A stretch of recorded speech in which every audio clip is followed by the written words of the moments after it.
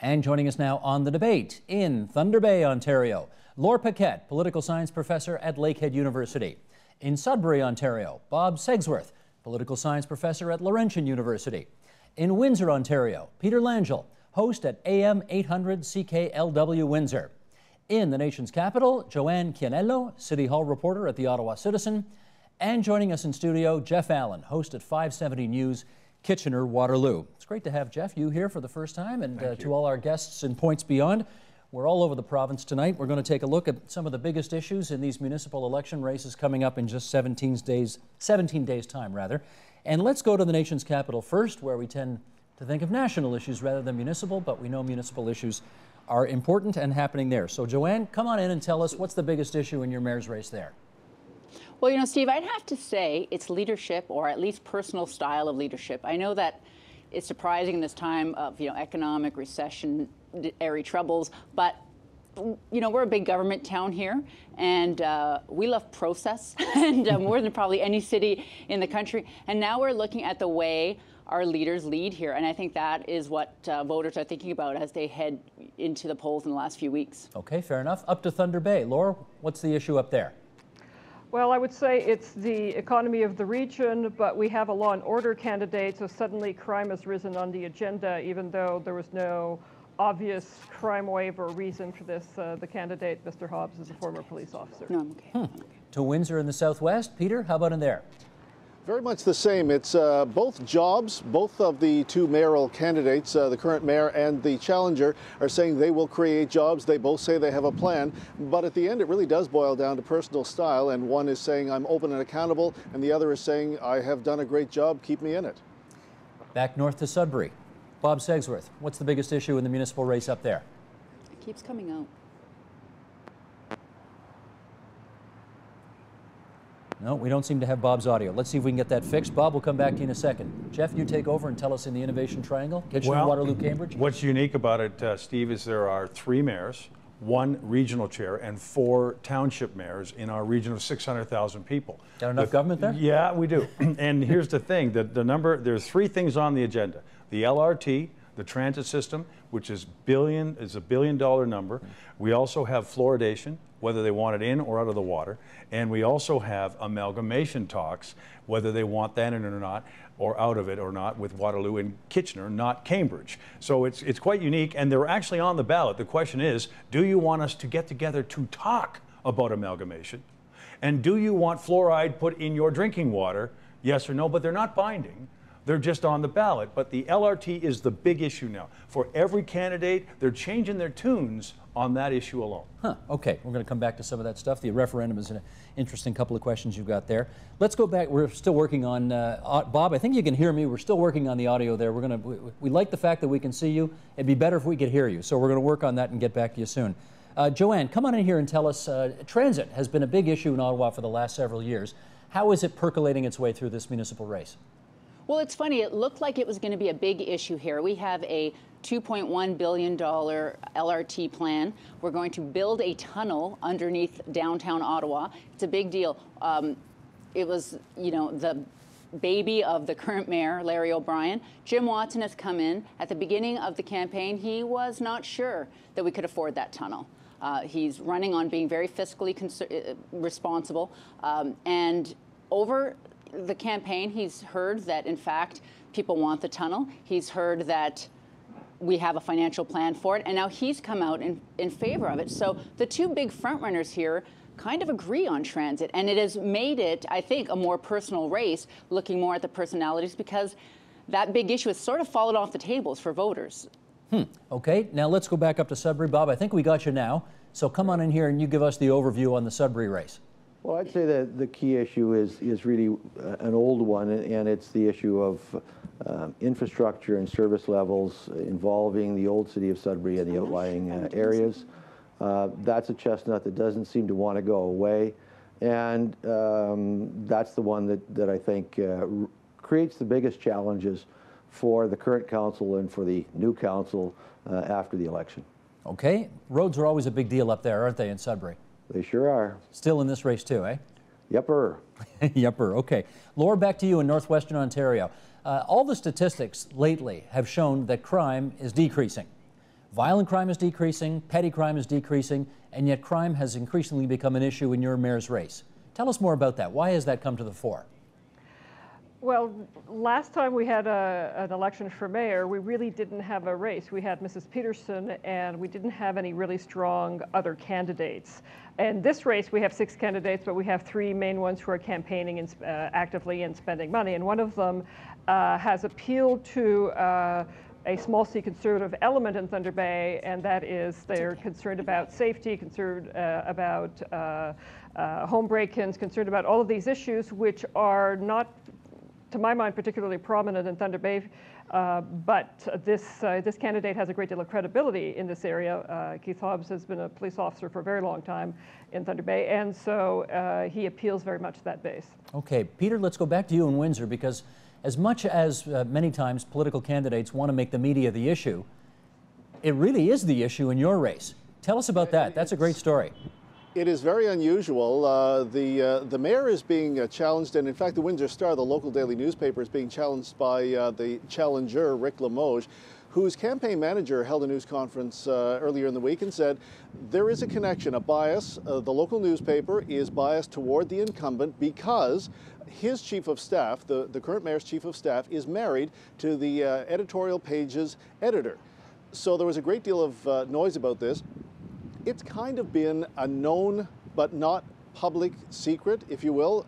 Reporters are all well aware who Norma Coleman is. She is the editorial page's editor's wife, and she is effectively the gatekeeper to the mayor's office. Well, now the challenger has said, and as a result of that, all of the opinions that you're reading in the local newspaper, all of the columnists are all holding this pro-Eddie Francis bias. And so now the Star has come out, the publisher, Jim Venny, has said, not at all. We have made sure that there are barriers in place to prevent that from being the case. But the question is, who's buying which? Okay, here's the follow-up question for you. You read the paper every day. In your view, is the Windsor Star on a frequent basis demonstrating a bias towards the incumbent because of the relationship there? Well, boy, it's pretty hard to say no, because all of the columnists who write their pieces are all very pro-Eddie Francis. Anytime that the challenger, Rick Limoges, says something, or his campaign says something, they attempt to cut it off at the knees.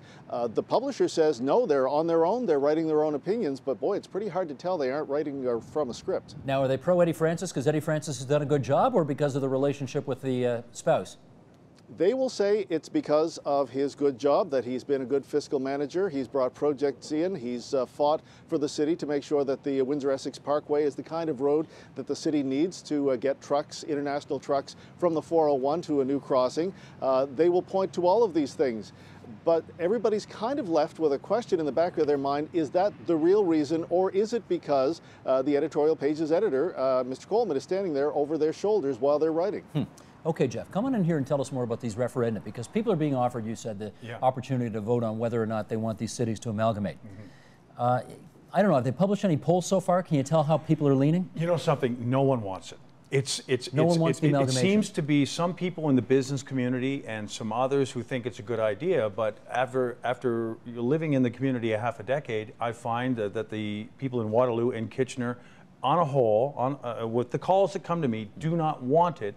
So I think these business community folks and the politicians want to get a definitive sort of answer to say, leave this alone, or maybe we should go with it. It's kind of like asking a consultant for the answer so you don't have to make the decision yourself. They're two very distinctive communities, aren't they? Yes. Kitchener and Waterloo. And they're affected differently by the recession, everything. Waterloo is growing like crazy. There's people driving expensive cars. It's the high-tech capital of the world, where Kitchener lost, like Windsor, a ton of manufacturing jobs. So we have the tale of two cities, if you will. It's the larger city, but hit harder economically than Waterloo. So is somebody championing putting the two together? Yes, because there are people in the business community who think it's better that we represent ourselves around the world as one big community. People don't see us as 600,000 people. They see us at 225, 130, and 119. And let's not forget the brother that's always left out. That's Cambridge, and they have a different beef altogether because they went through amalgamation. And they still refer to themselves as three different cities. Okay.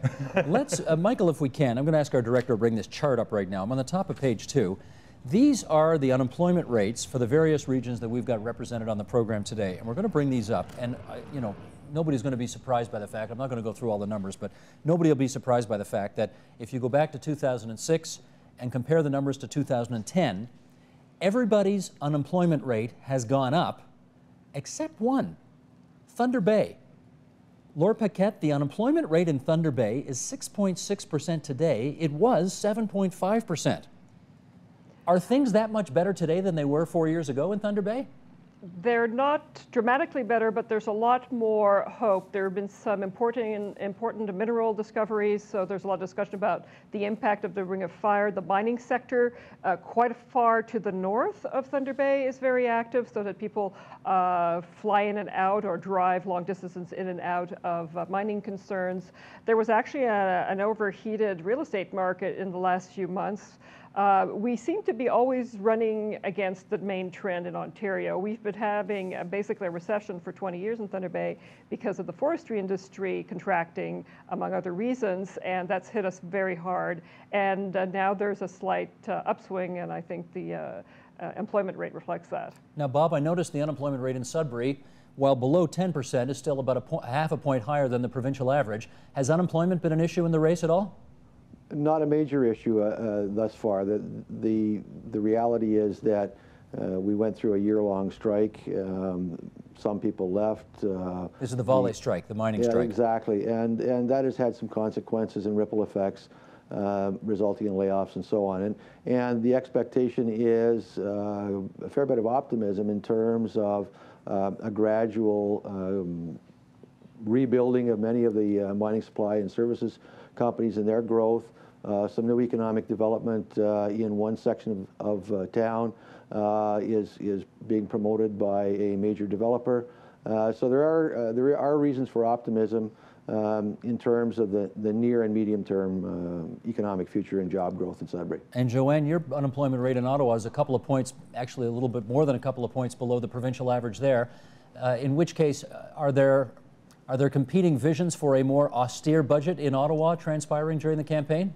Well, that's always interesting. I mean, nobody wants to say that they're for taxes, but we have nobody quite promising zero, because Larry O'Brien in 2006 ran on zero means zero. That ended up meaning 14% tax increase. So this time around, we have Jim Watson, who, as critics call a professional politician, trying to say, look, we're going to keep this down to 2.5%.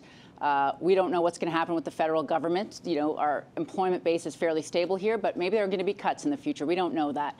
And so he says he wants to keep services the way they are, but you know, put a freeze on hiring and other things.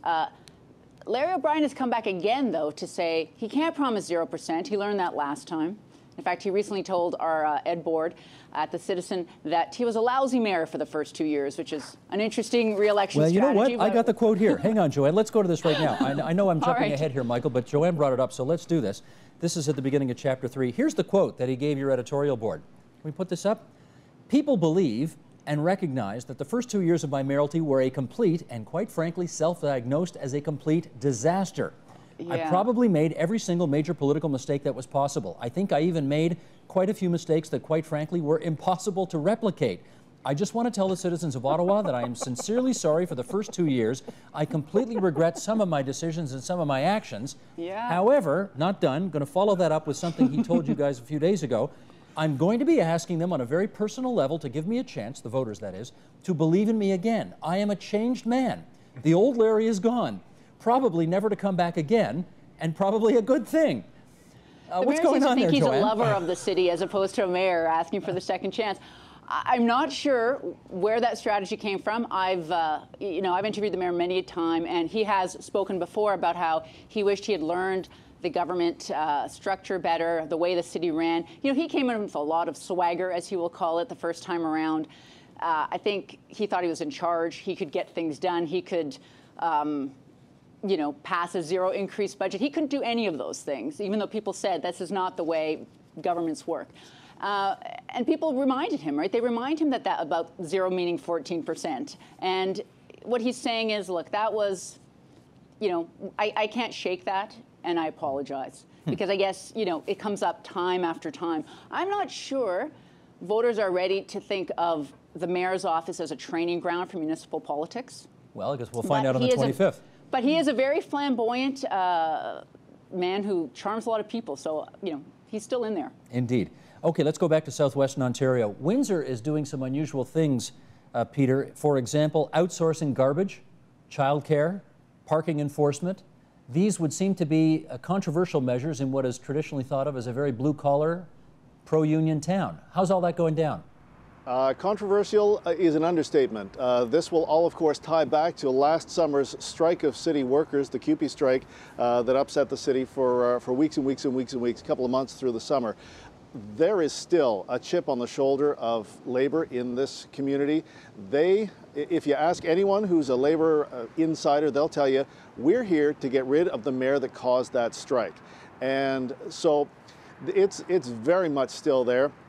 All of those decisions were made over the summer, and so they have kind of faded a little bit to some extent, but clearly they're still front and center for a lot of voters when it comes to getting rid of municipal services, contracting them out. But at the same time, the mayor's point is that's saving you taxes. So that's where the balance point is. All right, let's follow up on the organized labor theme then and go back up to Sudbury for Bob Segsworth.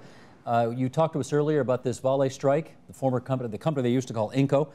Which lasted a year, a lot of people losing jobs, a lot of people giving up, a lot of unhappiness over that, and yet a manager at Vale is running for mayor.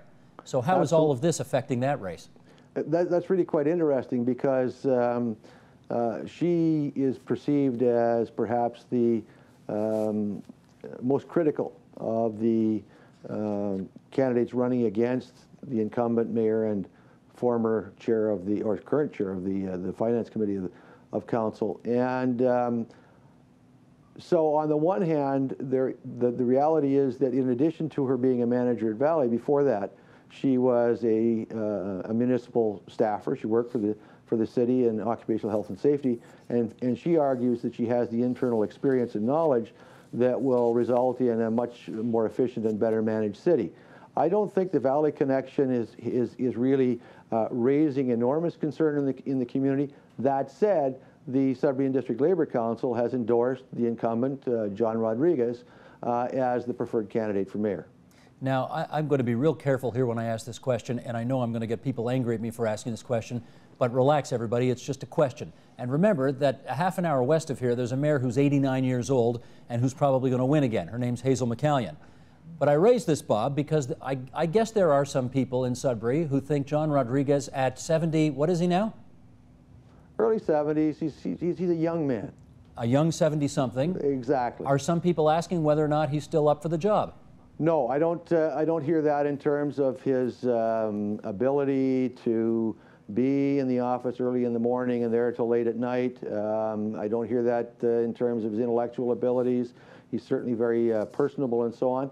I do think there are issues of leadership style, failure to deliver on some of the commitments that were made in the previous election that are a basis for concern, and more recently the way in which information passed from the mayor's office to council and to the broader community about the sale of the former St. Joseph's Health Center to a private developer. And so there are those kinds of questions about his leadership that have emerged from a number of sources. Okay.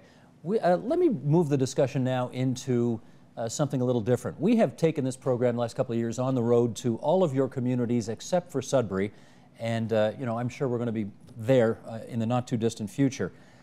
My question is, and Jeff, I'll go to you first with this one. You know, we've heard over and over again the recurring themes of economic diversification, of economic development, about how to keep young people from leaving the various municipalities we have represented on here today. What kind of confidence do you pick up among the municipal leadership of your areas that suggests they have a plan for dealing with these issues? Well, we have, for example, in our major cities, vibrant mayors. I would, you know, they all take that position to understand one thing about our community that people forget. We have 43,000 students. We have Conestoga College, Laurier, and the University of Waterloo. And it's very vibrant in that respect. And the politicians always remember the youth of the community. But do they stay? And they do stay because of the high tech that's happening in Waterloo, and they're encouraging new neighborhoods to be built. They're encouraging people to move. We're trying to build more facilities to encourage more of that. And even the other communities, Kitchener now, downtown, is bringing the high tech to downtown, and that's where this LRT is supposed to, over the next 2 decades, facilitate movement between Waterloo, Kitchener, and down under the 401 to Cambridge. But everybody agrees on that, right? There's no controversy over that? Over the LRT? Yeah. Oh my goodness, no. It's turned into a great big white elephant, and people are changing their vote. In fact, yesterday, the mayor of Waterloo changed hers and said, at this time, I do not agree with the LRT. Because she told me yesterday morning that she's going door to door and people are saying no way. And the politicians never imagined this. They thought when they got the money from the province and from the feds that we can get this past That's people. what I thought. $250 million now, which people never realized that was going to cost that much. So people are saying, do we need $1 billion transit system, or do we need buses? Do we need both? And the guys down in Cambridge are upset because they're not getting a part of the trains. And they say, we're the second biggest city in Kitchener, Waterloo, and Cambridge, so why aren't we getting in on this? So it's really become, this election will change the seats in the in what we call the regional government, and it will maybe change positions very quickly in our Cambridge, Kitchener, and Waterloo. And also, we've added new wards. It's all been, there's new candidates, new wards, things are changed. So this is going to be almost exciting because for folks in Kitchener, Waterloo, and Cambridge, it's been very dull, the same mayors, the same everybody. I love the way you described this as being almost exciting. That was very good. It was good. Thank you. Let me go back up to northwestern Ontario. And Laura, we did talk, you know, you and I got together when we were up there, I guess a couple of years ago, talking about how to prevent the youth from leaving northern Ontario, northwestern Ontario in particular. Any sense that the, you know, the council is really has some solutions to this? They're certainly saying all the right things. I myself have not been inspired by any of the practicalities and any plan that seems to me to be likely to be working. I think there's a sort of a mouthing the line, and beyond that, there's not a real sense that we can affect the outcome, that we're just sort of all hooked to the train of resource exploitation. And if there's a discovery, everybody's going to be happy, as there was in the mining sector, and otherwise we're just going to be at the mercy of the events. So there's not a really strong sense of an entrepreneurial culture in any sort of way, and we have chestnuts too. We've been talking about the waterfront development since I've moved to Thunder Bay 18 years ago, and I actually haven't been paying attention to what the plan is this round, because I think it's the 5th one, and it never seems to bear itself out. Understood.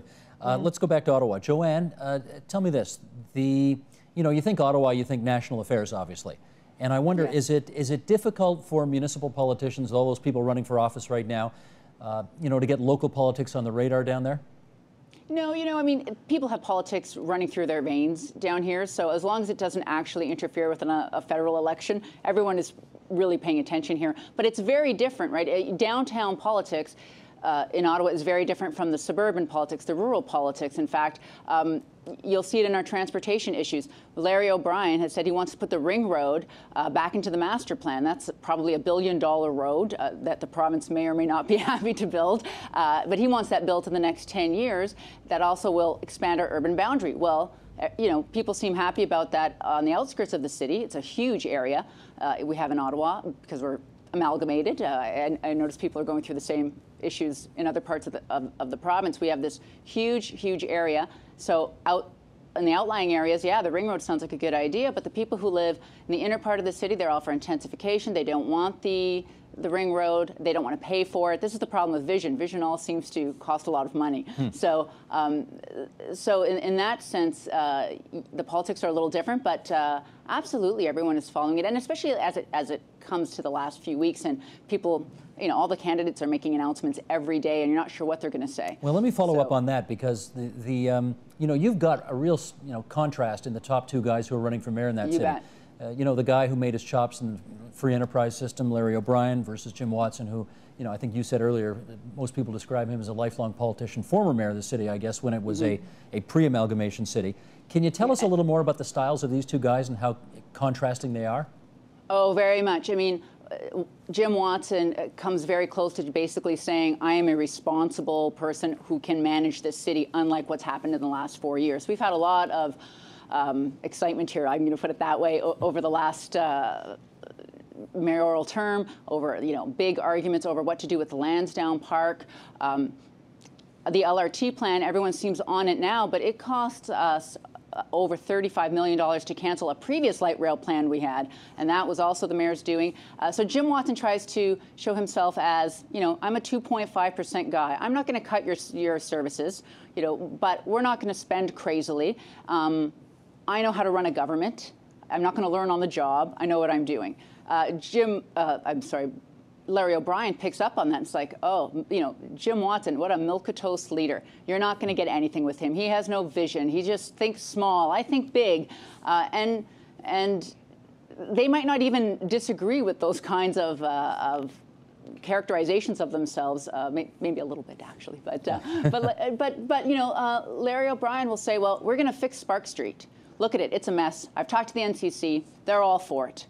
But when you say, well, how are you going to do that? There's been trouble in the past, we've tried, we've failed.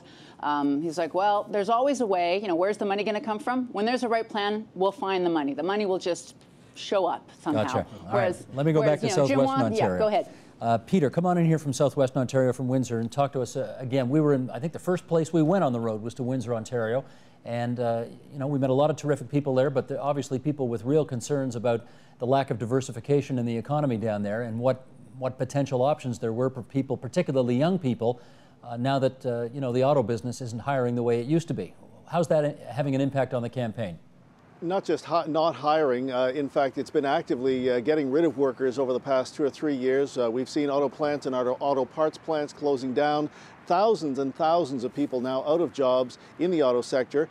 But the Local Economic Development Commission, with the current mayor, Eddie Francis, has been pushing hard with a lot of help from the province to bring green energy projects and green energy manufacturing into the city. Photovoltaic plants that are going to make photovoltaic types of equipment, windmills, wind farm type of equipment. There's a big push on for that. And yet a lot of people are saying, so where are those jobs? And one of the people that's saying that the loudest is the challenger, Rick Lamoche. He's saying, that's great. Where are these jobs? I can do better than this. So yeah, economic diversification has been a huge issue here, primarily because it has been for so long a single industry town with the auto sector. Any indication that Rick really can do better? I know that's what all challengers say, but is there any evidence of that? Well, that's a good question. He himself has been pretty successful in business. He and his wife run a bar. He's a lifelong banker. He's been very fiscally conservative. In fact, when he was on council 14 or so years ago, that was his big thing. He was very fiscally conservative. He was Mr. Budget back then, before the current Mr. Budget got on council. So there's certainly an indication that he understands business, he knows how to work with business, and he says he has the plan, but then again, so does Eddie Francis, who at a recent debate, brought out this big pamphlet, waving it around saying, here's my plan, and it's very detailed, and you can go on my website and look at it. So they both seem to be saying, I'm the guy that can get this done. Gotcha. Bob, let me come back to you in Sudbury. One of the things, I mentioned Hazel McCallion earlier, the mayor of Mississauga. She's never campaigned for her job in the past. Not only is she campaigning this year, but she is also campaigning by saying, don't just send me back, but send back with me like-minded councillors, because after all, I'm only one vote on council, and if I want to get stuff done, I need a majority thinking my way. And right now, she doesn't have the majority on council. And I wonder if any of that is percolated into the campaign up in Sudbury, where Rodriguez is saying, don't just re-elect me, but give me a council I can work with too. No, I don't think that I've seen much of that. On the other hand, in terms of the legacy projects that he promised in the previous election, the councillor that perhaps played the most significant role in defeating the development of those two projects is now one of his opponents and a candidate for mayor. That's Councillor Callahan. So, and there will be some turnover on council, because we do have several councillors who've decided not to run again. And so it will be a different council in 2010-11 than what we saw in 9-10 and since the previous election. But I haven't seen any attempt thus far to argue that there should be sorts of slates, informal or otherwise, to facilitate the mayor being able to deliver on the promises and the commitments that he has made. Joanne, briefly, any talk of slates of candidates in Ottawa? Absolutely, absolutely. Larry O'Brien has openly said the mayor only has one vote, but you have two. You know, he wants you to vote for a candidate in your ward who will support a zero increase budget, because he says that is why he could not ever achieve zero increase. The budget process was hijacked by council. No one ever agreed with anything. Nobody ever worked with him. And this is why we ended up with 14% over the last 4 years. So he is very explicitly asking people to, if they're going to vote for him, to also vote in their wards for a councillor who is going to support this zero plan. Gotcha. Laura, let me try this with you. It's conventional wisdom in dense cities, you know, Toronto, Ottawa, whatever, Vancouver, Montreal for that matter, that the government that is closest to the ground is the one that you have the most intimate relationship with, and that is your city government. You know, Thunder Bay is not a dense city in the same way that Toronto is, so there may be a stronger relationship between the average citizen and the province or the federal government, in which case, are people paying that much attention right now to this municipal campaign coming up? It's really only just going into overdrive, but one thing I can tell you is our participation rates, so the turnout of voters in municipal elections was quite low for us last round, about 38%, but it's usually above 50%, and I'm sure there's many municipalities in Ontario to be ecstatic at having a turnout of 38%. And a lot of things are happening in the city so that there are efforts being made to make sure people have an opportunity to vote. Yeah, 38% is 38% is amazing, I think, considering we're about 25 in Toronto, I think. Yeah, well, Oshawa was 23. And we're supposed to be the smartest city in the world. We have Waterloo. Okay. We have 26% for the entire region. Yeah, 26 dismal percent. But don't forget that you're dealing with an impact-provided voters list, which has more errors in it than you can shake a stick at. And so to compare that with turnout rates at provincial and federal elections where you have the national and provincial voters lists really doesn't wash. Turnout rates are probably as high or considerably higher at the municipal level than we think they are. But the fact that I'm on the, I'm on the electoral list 3 times and I died 20 years ago doesn't really matter. So is it your sense, Bob, that the number of people voting is actually higher than we think it is? Oh, absolutely. And I wish we could get the money to do the studies to verify that. But I mean, I've got the card for my house, and it says there are 2 people living there. Well, there's only 1. So one of them who doesn't exist in that address isn't going to show up to vote. So I guess from my your address, household is a 50% turnout rate, but in fact it's 100. Yeah, yeah, exactly. Huh. Okay. Any evidence, Peter and Windsor, that people are exercised about this mayor's race coming up? Oh, absolutely. And I think the fact that it now is a race, that we have a good challenger in place, and that this has become kind of interesting all of a sudden, there is an expectation that the voters' turnout will come up significantly. We had about 38% last time, and that was considered kind of mediocre because it was almost a coronation the last time Eddie Francis ran. There really wasn't a challenger. Previous to that, we had a pretty good race with Eddie's first run-in, and we had in the sort of mid to upper 40s. Now they're hoping to get up to that range again, and in fact they've done something interesting this time. They're actually going to homeless shelters in an attempt to get homeless people on the voters list and to make sure that they get a chance to vote as well, which is kind of unique. Indeed it is. How about in Kitchener-Waterloo? Any interest in this election? Oh yes, now yes? You know, it's getting there. Well, talk about it? Well, I'll tell you what. We have what's unique is we have the regional government, which has all the mayors sitting on it, and we have councillors that are voted from each city into that regional government, and then that is sort of our main government, if you will, and they set. So people are angry with the regional government now because they feel as though the LRT has been jammed down their throats. They're only catching on to it now. They're only realizing this might cost us $400 a home. I don't want to do that. And the candidates are hearing this door to door. And in Kitchener, the mayor is probably safe. His 2 candidates are new and they've never been in politics before. In Waterloo, it could sway. And I think that's why the mayor came out and made a different statement about her position on the LRT the other day. In Cambridge, it's square. He doesn't want anything to do with the LRT, and he may have a real fight with his competitor. Yes, and in the regional government, I don't think we're going to see a change, but you will see a lot of changes in the seats. Sam, I've got a minute left, and I want to give 5 seconds to each one of you to take us through to October 26th, the day after. Who's going to be the mayor of Thunder Bay on the 26th of October, Laura? Lynn Peterson is going to come up the middle because the opposition vote will be split between Frank Puglia and Keith Hobbs. So incumbent re-elected. Bob Segworth, who's going to be the mayor of Sudbury? John Rodriguez, because the other 7 candidates running against him will split the vote. Joanne Canella, who's going to be the mayor of Ottawa? Well, I think I'm going to have to go with the polls and say Jim Watson. Jim Watson, you think will upset the incumbent? So. Yeah, he's a little bit of an incumbent himself, actually. So he's very familiar around town. So it's a very weird race in that way. But I think he's probably going to do it. Okay, Peter Langell. If I look uncomfortable, it's because I'm sitting on the fence. About a month ago, I would have said Eddie Francis had it, and people were saying then it's his to lose. Right now, the challenger, Rick Limoges, has made a few moves in the last week or so. It's gotten very interesting. Okay, Jeff, you got to do the last one. It might be Eddie's. All right.